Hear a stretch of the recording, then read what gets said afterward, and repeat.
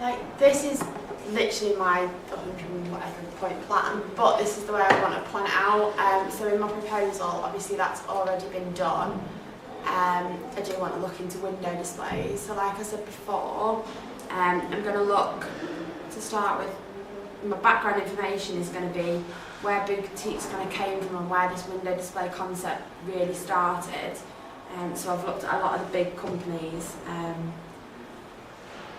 I'm going to look, again, it comes from very much what we said before, it comes from not so much as the corporate, it comes from the corporate identity and perception of things, because it is just that first perception you get. Basically, you don't ever go, you go into the store either because you need something or because you've seen something in the window display you want to go and look at. So I want to look at the kind of ratio between the business strategy behind it and the customer experience and how much the business focuses on it. I've put Adidas in there as well because they've got a lot of information about how they structure things within the shop. So maybe that's something to look at, and I'm going to look at graphic structure. When I actually produce my book, I'm going to do it as a bind rather than a blurb book because I want to put tracing paper inside it so I can actually sketch out the outside of the shop fronts on top of it, basically, so I can add notes straight away. So it's a lot easier for shops to go, actually that's where I'm going wrong, or we've not got that, and then they can compare it near enough to an identical shop. But like Kitty said, it's going to be difficult to try to give them all a recommendation.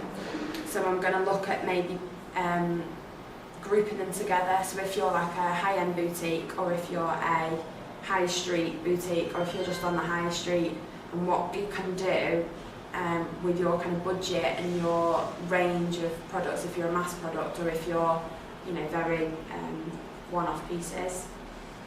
To find my customer experience, I'm going to do my on-the-spot questionnaires and go into Manchester. So when I've defined my international and my department stores, when I go to the UK ones and the Manchester ones, this is where I'm going to do my on-the-spot questionnaires, just asking a mass amount of people how it makes them feel, and would they go in because of what they've seen, and kind of do they know what's going on in the store just from the window display, so how understandable the window display is. Already I've found from some research, like Harvey Nicks don't actually display any of their products. It is literally about drawing people in, and then they'll do it from there. Like the front of their, in Manchester, the front of Harvey Nicks is very much just attraction, and then the back is where you see the shops and the list of things that are on there. I'm also going to do a little bit about controversial displays, Halloween and Christmas in there as well, and how these differ from the normal standard brand identity shown within the windows. Why did he do it? Again, I'm going to have to write to the company, so this is going to be a bit more primary research, but going to be a bit more difficult to obtain.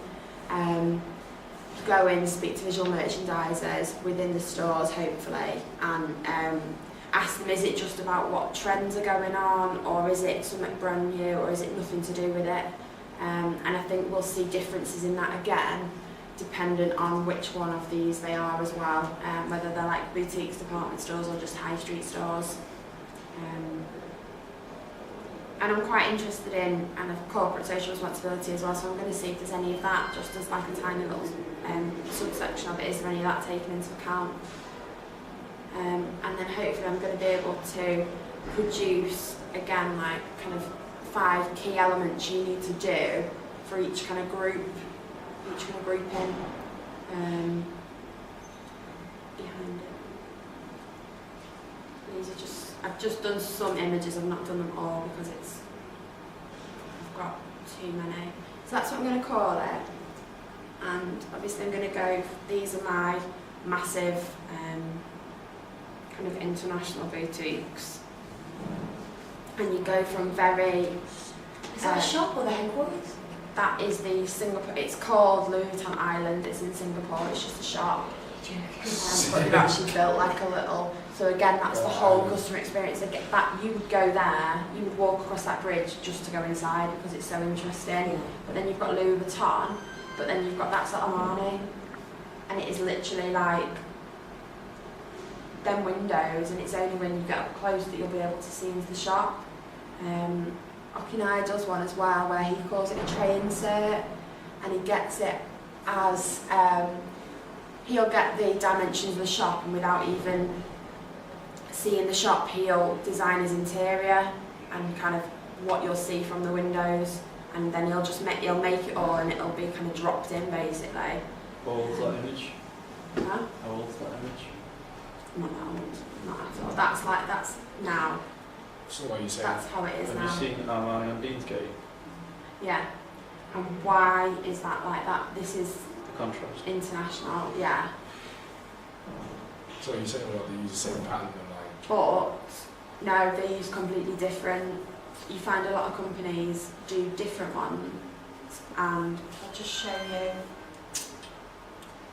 Like all those shops across the front of that building seem to be identical. Like, is that not a local planning heritage limitation? What? Because of the build. No, that was the Armani shop. That one. That there, all the blue bits along the middle. They've all got like a turquoise No, but all colour. those shops to the left look identical, don't No, it's all Armani. they? All Armani Yeah. here is something.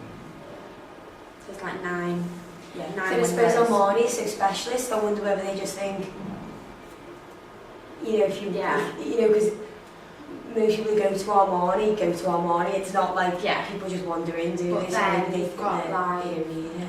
Dior, like I've just shown you. Some like that's a Dior store within like not like an arcade, but like in a mall. And they've got, but then every single one's different. So that's the one in Paris.